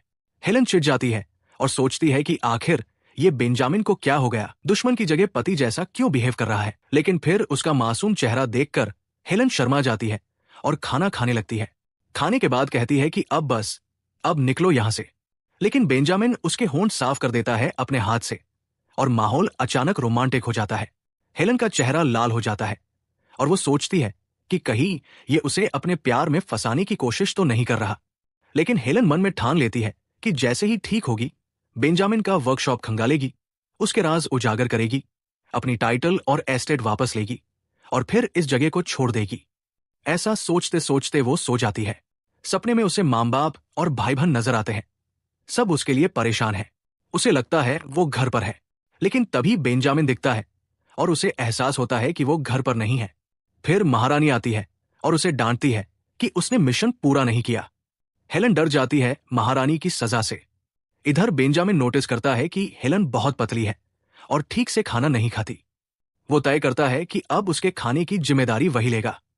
फिर वो जो से मिलता है और बैंक्वेट के खर्चे और टैक्स रिपोर्ट्स ले लेता है ताकि हेलन को तकलीफ न हो। जो कहता है कि वो एक बहुत फेमस हीलर को बुला सकता है जो टाउन की लेडीज में बहुत पॉपुलर है। लेकिन बेंजामिन तुरंत मना कर देता है। उसे हेलन के पास कोई और मर्द नहीं चाहिए। वो कहता है कि कोई फीमेल हीलर ढूंढो। बाद में जब वो हेलन को देखता है तो पाता है कि वो बुरे सपनों में तड़प रही है। रात को जब हेलन जागती है तो महसूस करती है कि उसके हाथ पर कुछ भारी है। देखती है कि बेंजामिन उसके पास बैठा है और उसका हाथ पकड़े हुए है। हेलन पूछती है कि क्या वो पूरा दिन सोती रही। बेंजामिन बताता है कि उसका बुखार बहुत तेज था। हेलन फिर भी काम की चिंता करती है, लेकिन बेंजामिन उसे डांटता है कि वो खुद का ख्याल नहीं रखती। हेलन कहती है कि उसे करना पड़ता है क्योंकि बेंजामिन कुछ नहीं करता। लेकिन बेंजामिन कहता है कि उसे पहले अपनी चिंता करनी चाहिए और पूछता है कि क्या उसे अंदाजा भी है कि वो कितना डर जाता है जब वो गिर जाती है। हेलन शॉक्ड है और शर्माती हुई लेट जाती है। कहती है कि ये सब उसी की गलती है, उसने कितनी नींद खराब कर दी। वो जानता है कि अगर उसका हाथ तकिए के नीचे न हो तो उसे हमेशा डरावने सपने आते हैं। बेंजामिन माफी मांगता है और कहता है कि अब से हमेशा उसके साथ रहेगा। हेलन सोचती है कि क्या ये सच में वही बेंजामिन है जो कल तक उसका दुश्मन था। अगली सुबह हेलन ताजगी से उठती है, अच्छे से सोई होने के कारण। बेंजामिन आता है और उसे एक फूल देता है। कहता है कि उसने खुद तोड़ा है। लेकिन मजेदार बात यह है कि वो फूल जहरीला होता है, जिसे डेथ लिली कहते हैं। जब हेलन बताती है तो बेंजामिन मानता ही नहीं। उसे लगता है हर लाल फूल गुलाबी होता है। हेलन हैरान है कि उसका पति रोज और जहरीले फूल में फर्क भी नहीं कर पाता। तभी कहानी हमें इस दुनिया का इतिहास दिखाती है। बहुत साल पहले मैजिस और आर्केन ने दुनिया पर राज किया, जादू से खुशहाली फैलाई।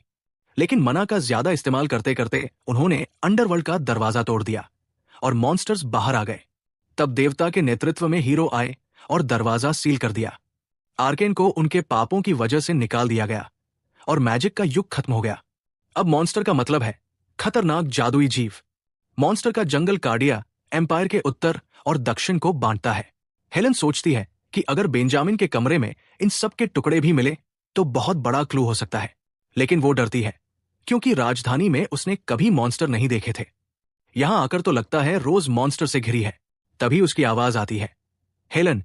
बेंजामिन वही कमरे में खड़ा है। हेलन नर्वस होकर कहती है कि वो उसे ढूंढ रही थी। बेंजामिन शर्मा जाता है। हेलन जानती है कि वो सबूत ढूंढने आई थी, लेकिन सच कहे तो इस डरावने कमरे में अकेले सर्च करने का उसका मन नहीं था। तो फिलहाल ये ठीक है। बेंजामिन पूछता है कि वो उसे क्यों ढूंढ रही थी। हेलन कहती है कि वो बस उसके शौक जानना चाहती थी। ये सुनकर बेंजामिन उसके करीब आ जाता है।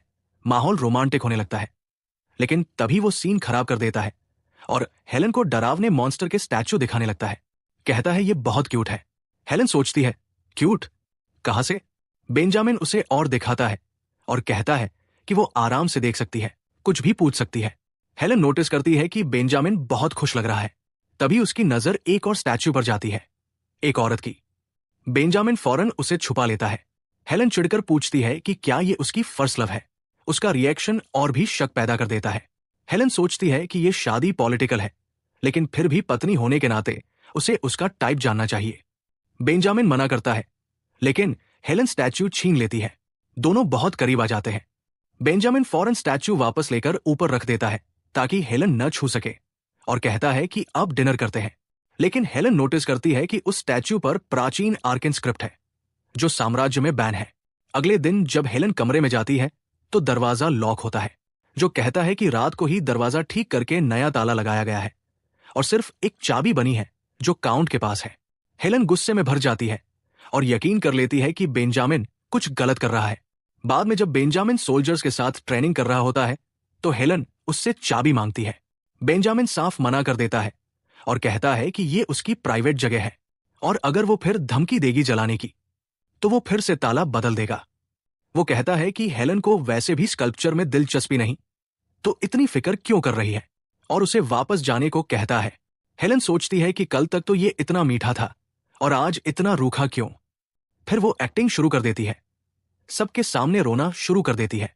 कहती है कि अगर वो उस औरत का स्टैचू इतना छुपाना चाहता है तो ठीक है, वो इज्जत करेगी, लेकिन उम्मीद करती है कि बस पुराना अटैचमेंट हो और कुछ नहीं। फिर वो रोती हुई वहां से भाग जाती है। सारे सैनिक पीछे से कानाफूसी करने लगते हैं और बेंजामिन को औरतबाज बोलने लगते हैं। गुस्से में बेंजामिन सबको ऑर्डर करता है कि मॉन्स्टर से लड़ाई की तैयारी करो। एरियन उसे छेड़ता है कि शायद हेलन उस स्टैच्यू से जल रही है जो बेंजामिन हमेशा संभाल कर रखता है।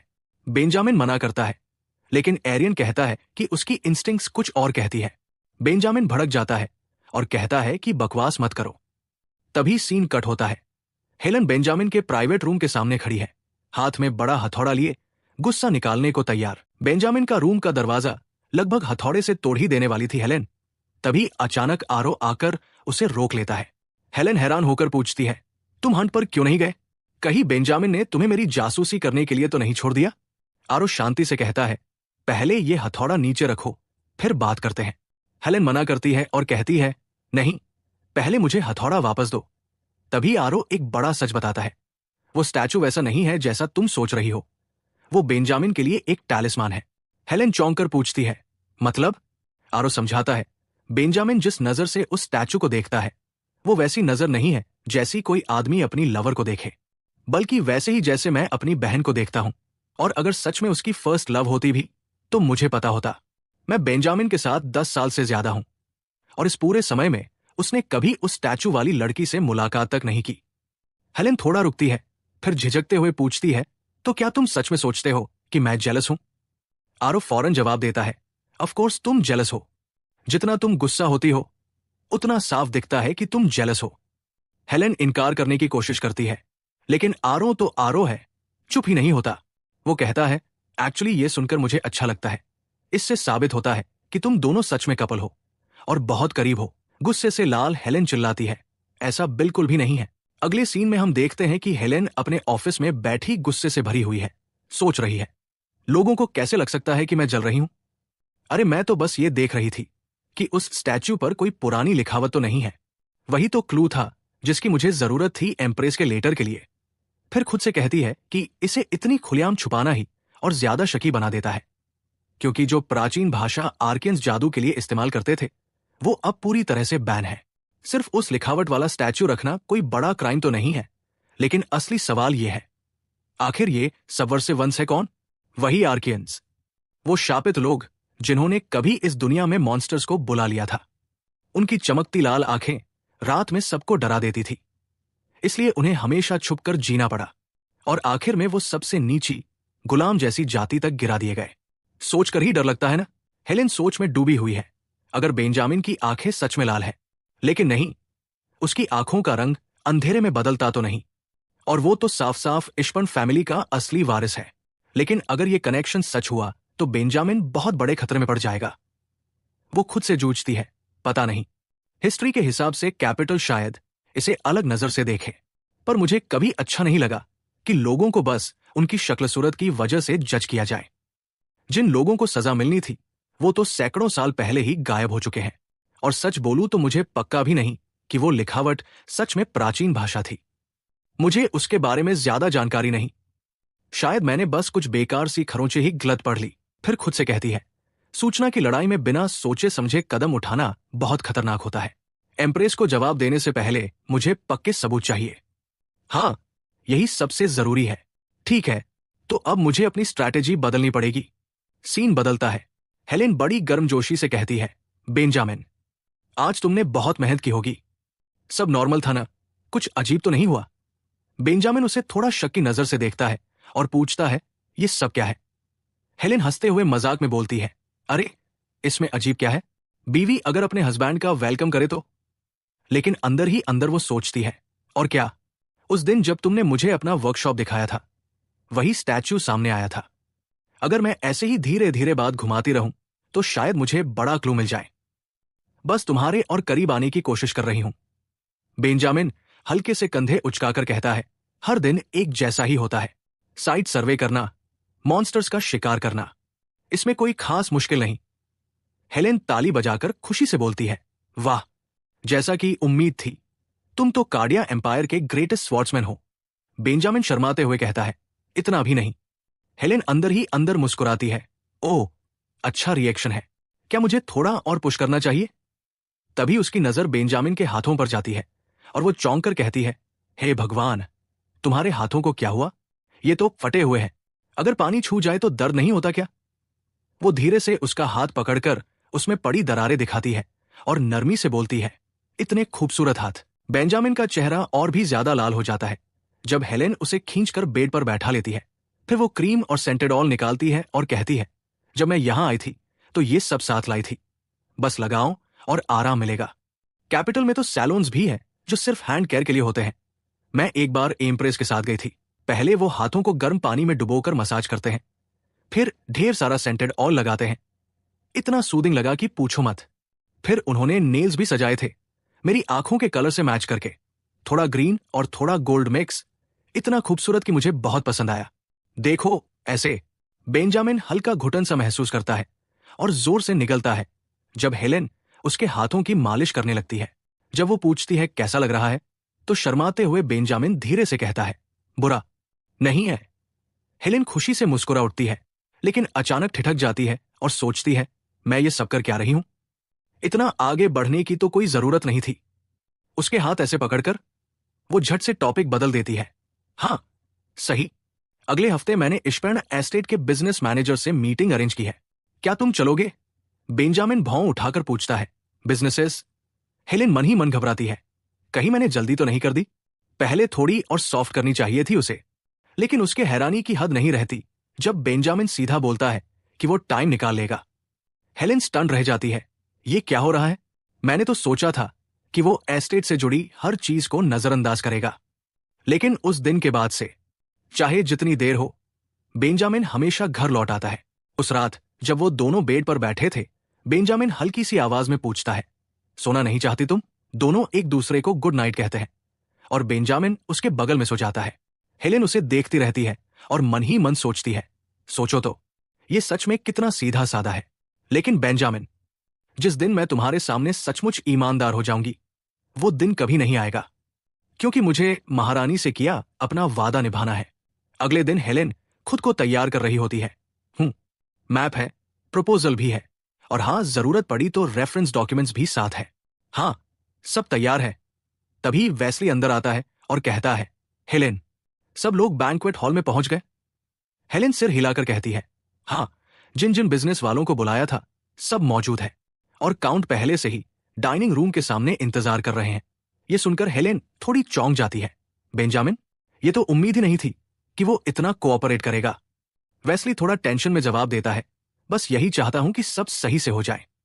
उम्मीद है सब अच्छे से खत्म हो। हेलेन अपने यूजुअल कॉन्फिडेंस में मुस्कुराकर कहती है, अरे इसमें टेंशन की क्या बात है, जब मैं हूं तो। बस देखना, मैं जीत कर ही लौटूंगी। अंदर बड़े बड़े नोबल्स की मीटिंग शुरू होती है। उनमें से एक गुस्से में पूछता है, तो अब बताइए, हमें ऐसे अचानक बुलाने की क्या वजह थी? अगर ये पहले जैसा ही कोई ड्रामा है तो मैं तुरंत निकल जाऊंगा। तभी वोगल बोजेल ट्रेडिंग कंपनी का हेड मर्चेंट आगे बढ़कर शिकायत करता है, हाउस ऑफ इश्बर्न ने हमारे साथ एकतरफा तरीके से निवेश तोड़ दिया और पूरे 5 साल से कोई सफाई तक नहीं दी। अगर रिश्ता टूटा है तो उसकी वजह काउंट की नाकामी है, और उससे भी बढ़कर वो आंखें, वो अजीब सी ऑमिनस एनर्जी, बिल्कुल वैसे ही जैसे आरके। तभी कोई बीच में बोल पड़ता है, मिस्टर वोगल, जरा जुबान संभालिए। एक और नोबल तुरंत जोड़ता है, मिस्टर मकेना सही कह रहे हैं, किसी भी हाल में हम मर्चेंट्स और नोबल हाउसेस का रिश्ता तो सिम्बियोटिक है। अगर काउंट दोबारा शुरू करना चाहता है तो हमारा फर्ज है कि हम उसका साथ दें। लेकिन असली सवाल यह है, 5 साल बाद अचानक किसी के लौट आने से आखिर बदला क्या है? मैं तो आज सिर्फ और सिर्फ एक सही माफी की उम्मीद करता हूं, उससे कम कुछ नहीं। बेंजामिन और हेलेन साथ में आगे बढ़ते हैं और कहते हैं, आप सबका शुक्रिया कि इतनी मुश्किलों के बावजूद आज यहां आए। नोबल्स बड़े अदब से जवाब देते हैं, नहीं नहीं, ऐसा बिल्कुल मत कहिए। असली इज्जत तो हमारी है कि हमें यहां बुलाया गया। Count, countess. हेलेन मुस्कुराकर सबको इशारा करती है, चलिए पहले बैठते हैं। असल में आज हमने आपको यहां बुलाया है काउंट के घराने की तरफ से एक औपचारिक माफी मांगने के लिए। जो कुछ भी हुआ उसके लिए मुझे अफसोस है और दिल से शुक्रगुजार हूं कि नुकसान के बावजूद आप सब यहां आए। तभी एक नोबल तुरंत बोल पड़ता है, नहीं लेडी, आपको किसी भी तरह की माफी मांगने की जरूरत नहीं है। मुझे पूरा यकीन है कि काउंट का घराना भी अपनी परेशानियों से गुजरा होगा। बिजनेस हमेशा उम्मीदों के मुताबिक नहीं चलता। हेलेन थोड़ी राहत की सांस लेती है और नर्म लहजे में कहती है, यह सुनकर दिल का बोझ हल्का हो गया, शुक्रिया। लेकिन तभी एक और नोबल तेजी से बीच में बोलता है, असल मुद्दे पर जाने से पहले मुझे एक बात साफ करनी है। कुछ साल पहले हमने जितने भी प्रतिनिधि भेजे सबको लौटा दिया गया। अब अचानक सोचना क्यों बदला? इतने सालों बाद हमें यहां बुलाने की वजह क्या है? हेलेन हैरान होकर बेंजामिन की तरफ देखती है और शक भरे लहजे में पूछती है, क्या यह सच है? वो लोग मिलने आए थे और हमने दरवाजा उनके मुंह पर बंद कर दिया?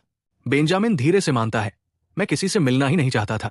हेलेन मन ही मन गुस्से में सोचती है, तो मतलब तुमने जानबूझकर माफी मांगने लायक हालात बना दिए, है ना? तभी एक नोबल आगे आकर कहता है, उस पल से हमने मान लिया था कि हमारा रिश्ता काउंट के घराने से पूरी तरह टूट चुका है। कुछ तो आपकी इन्वेस्टमेंट खोने की वजह से लगभग बर्बाद हो गए, लेकिन उन्होंने सिर्फ अपनी ताकत पर टिके रहे, और फिर हमारी नजर से तो ऐसा लगा जैसे अचानक काउंटशिप किसी और के हाथ में चली गई। हमें न ये बताया गया कि कैसे और न क्यों। अगर आप हमसे बिजनेस फिर से जोड़ना चाहते हैं तो पहले हमें कोई ठोस वजह देनी होगी आप पर भरोसा करने की। बेंजामिन मजबूती से जवाब देता है, हां, ये सच है। मैं एस्टेट में सिर्फ इसलिए रुका क्योंकि मैं इकलौता खून का वारिस हूं। लेकिन जैसे मैंने उस वक्त कहा था, मैं यहां इसलिए नहीं रुका क्योंकि मैं रुकना चाहता था। एक और नोबल तुरंत पलटवार करता है, तो मतलब कुछ भी नहीं बदला? आज भी आप सीधा इस सबका सामना करने का इरादा नहीं रखते, है ना? बेंजामिन तीखे अंदाज में जवाब देता है, क्या आप ही वो नहीं थे जो मेरी आंखों में देखकर खड़े भी नहीं हो पाते थे? अगर मुझ पर भरोसा करना इतना मुश्किल है तो इस बार अपनी भरोसा हेलेना इश्बर्न, मेरी पत्नी पर रखिए। लेकिन नोबल्स फिर दबाव डालते हैं, लेकिन काउंट, हमने तो बिना इश्बर्न परिवार के भी बिल्कुल ठीक से मैनेज कर लिया। अगर आप सच में दोबारा जुड़ना चाहते हैं तो आपके घराने को भी हमें कुछ ठोस दिखाना होगा। तभी हेलेन आत्मविश्वास से आगे बढ़ती है और कहती है, बिल्कुल, मैं खाली हाथ यहां नहीं आई हूं, और बरवुड के सभी व्यापारियों के लिए जो मैं अब कहने वाली हूं वो बेहद दिलचस्प होगा। मैं बरवुड में एक सेंट्रल सिटी बनाने की योजना रखती हूं। नवाब लोग हैरानी से बोल पड़ते हैं। मतलब आप कहना चाहते हो कि आप कैपिटल के पास डुरस जैसा या फिर रसेल डची के लैरिंग्स जैसा नया शहर बनाना चाहते हो? हेलेन साफ साफ समझाती है। लेकिन डुरस को कैपिटल के पास होने का फायदा मिला है और लैरिंग्स के पास साउथ के कुछ दुर्लभ गेट्स हैं, लेकिन बरवुड के पास दोनों चीजें नहीं है। तो आप कैसे सोच रहे हो इसे एक सेंट्रल हब बनाने का? हाँ, गेट नहीं है, लेकिन क्या यहां मर्सनरी और मर्चेंट्स का रोड नहीं है? हाँ, वही लीकाज रोड जो पूरे साउथ के ईस्ट और वेस्ट को जोड़ती है। ये सुनते ही नवाब लोग उत्साह से भर जाते हैं। अगर ये लुकाज रोड है तो आप गोहा की बात कर रहे हो। बिल्कुल सही। गेट्स तो वैसे भी लिमिटेड ही होते हैं, लेकिन सिटी ग्रोथ के लिए ये रोड बहुत बड़ा पोटेंशियल रखती है। ये साउथ का सबसे बड़ा शहर बन सकता है। हेलेन मुस्कुराकर आत्मविश्वास से जवाब देती है, बिल्कुल। फिर हेलेन मजबूती से खड़ी होकर ऐलान करती है, हम गोका को बरवुड का दिल बनाएंगे और धीरे धीरे साउथ का सबसे बड़ा मेट्रोपोलिस। सीन बदलता है और हम देखते हैं बेंजामिन, हेलेन और वास्ले साथ बैठे बातें कर रहे हैं। वास्ले हंसते हुए कहता है, जैसा सोचा था। मर्चेंट्स का नाम आते ही पैसे सुनकर सबके कान खड़े हो गए, लेकिन जो लोग टिके रहे उनमें शायद थोड़ी सी कॉन्शियसनेस बची है। मुझे तो पहले से लग रहा था ये प्लान काम करेगा। वैसे ये सब स्मूथ सिर्फ तुम्हारी वजह से हुआ है। तुम्हें गोका को डेवलप करने का आइडिया कैसे आया? हेलेन समझाती है, पिछली बार जब मैं वेस्ले को ढूंढने गोहा गई थी तब मुझे बहुत बड़ा असर हुआ। गोहा अभी भले ही डेवलप नहीं है, लेकिन अगर इंफ्रास्ट्रक्चर और सिक्योरिटी सही हो जाए तो इसमें सच में बहुत पोटेंशियल है। हमारे पास सिक्योरिटी संभालने के लिए लोग हैं, और अगर मर्चेंट्स अच्छे बिजनेस प्रपोजल आए तो बरवुड के नवाब भी शायद इन्वेस्ट कर देंगे। बेंजामिन उसे ध्यान से देखते हुए पूछता है, क्या कोई और चीज है जिसमें मैं मदद कर सकता हूं? बस बोल दो। हेलेन हल्का सा मुस्कुराती है और कहती है, हाँ, असल में मैं उन नवाबों की इन्वेस्टमेंट से जुड़ा कुछ प्लान कर रही हूं। लेकिन छोड़ो ये सब। बताओ, ये वोगल वाले सीन में तुम इतने टेंशन में क्यों थे? या फिर क्या ये तुम्हारी पहली बार मुलाकात नहीं थी मर्चेंट से? बेंजामिन मान जाता है, जब सक्सेशन फाइनल हुआ था तो उन्होंने खुद मुझसे कांटेक्ट किया। तो हाँ, मैं उनसे कुछ बार मिला था। हेलेन तुरंत पूछती है, तो फिर 5 साल तक उन्हें ऐसे ही क्यों छोड़ दिया? बेंजामिन सिर झुका लेता है, मैं रयू को सही से पढ़ नहीं पाया। मैंने सिचुएशन गलत समझ ली। सब कुछ क्लियर समझना मेरे लिए मुश्किल था। और सच कहूं तो बिजनेस और मैं, हम दोनों बस मैच नहीं करते। हेलेन गुस्से में फट पड़ती है, ये कैसी बहाना है?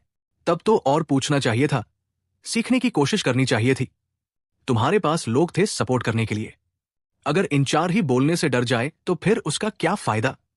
बेंजामिन धीरे से जवाब देता है, मुझे साफ दिख रहा था कि वो लोग मेरे साथ कंफर्टेबल नहीं थे। हेलेन थोड़ी हैरान होकर पूछती है, अनकंफर्टेबल? तुमसे डरे हुए नहीं, बस अनकंफर्टेबल? क्यों? बेंजामिन सच्चाई मान लेता है, मेरी आंखें।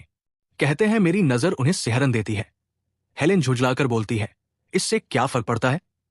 बेंजामिन बस सिर हिला देता है, पता नहीं, लेकिन हवा ऐसी ही थी। यही बात थी। इसके बाद बेंजामिन उठकर कहता है, खैर, मुझे कल सुबह जल्दी निकलना है तो मैं अब आराम करूंगा। तुम भी खुद पर ज्यादा जोर मत डालना। हेलेन चुपचाप बैठी रहती है, सोच में डूबी।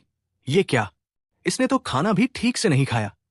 फिर वो वेस्ले की तरफ मुड़कर पूछती है, वेस्ले, तुम जानते थे ना, जब से हमने कहा कि मर्चेंट से मिलेंगे तभी से तुम टेंशन में थे। वेस्ले धीरे से सिर हिलाता है और समझाता है, साउथ में रहो तो मॉन्स्टर से टकराना आम बात है, और इसी वजह से उनका डर बहुत गहरा है, साथ ही उनके अस्तित्व के लिए नफरत भी। इसलिए साउथ में मॉन्स्टर से जुड़ी हर चीज, जैसे कि आर्केन्स, को नफरत और तिरस्कार से देखा जाता है। हेलेन भौहें चढ़ाते हुए कहती है, लेकिन इसका बेंजामिन से क्या लेना देना? उसकी आंखें हमेशा से लाल थी, वो आर्केन की तरह रंग बदलती ही नहीं। वेस्ले ठोस लहजे में जवाब देता है, सही कहा, काउंट आर्केन नहीं है, लेकिन लोग अक्सर सच से ज्यादा सिंबल्स को मान लेते हैं। ये क्रूर है, पर डर की दुनिया ऐसे ही चलती है। तो दोस्तों, ये थी आज की कहानी। अगर आपको मजा आया तो वीडियो को लाइक करो, और अगर आप नए हो तो चैनल को सब्सक्राइब करना मत भूलना। और सबसे बड़ा थैंक यू आप सबको, हमने फाइनली 1 के सब्सक्राइबर्स पूरे कर लिए हैं। सच बोलूं तो ये पॉसिबल ही नहीं था अगर आप लोगों ने इतना सपोर्ट ना किया होता। आपके कमेंट्स और प्यार ही मुझे मोटिवेट करते हैं कि मैं नई नई कहानियां लेकर आता रहूं। तो जुड़े रहो। मिलते हैं अगले वीडियो में। तब तक के लिए टेक केयर और कीप वॉचिंग।